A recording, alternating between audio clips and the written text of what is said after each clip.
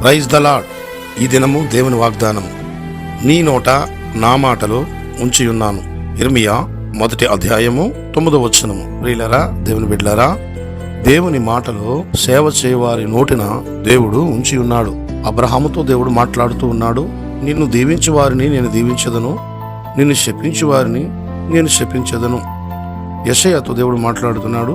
ఇదిగో నీ నోటికి దోషము తగిలిన గనుక, ఇప్పుడు కారుతో తీయబడిన నిప్పు నీ నోటికి తగిలింది కనుక నీవు శుద్ధుడు అయ్యావు. ఏస్కేలతో పెళ్లగించుటకును కట్టుటకును నేను నీ నోట నా మాటలు ఉంచి ఉన్నాను. పేతురుతో దేవుడు మాట్లాడుతూ ఉన్నాడు. ఇదిగో నువ్వు ఏదైతే భూమి మీద బంధిస్తావో అది పరలోకములో కూడా బంధించబడుతుంది. ఏదైతే భూమి మీద తెరవబడుతుందో అది పరలోకములో కూడా తెరవబడుతుంది అని చెప్పాడు.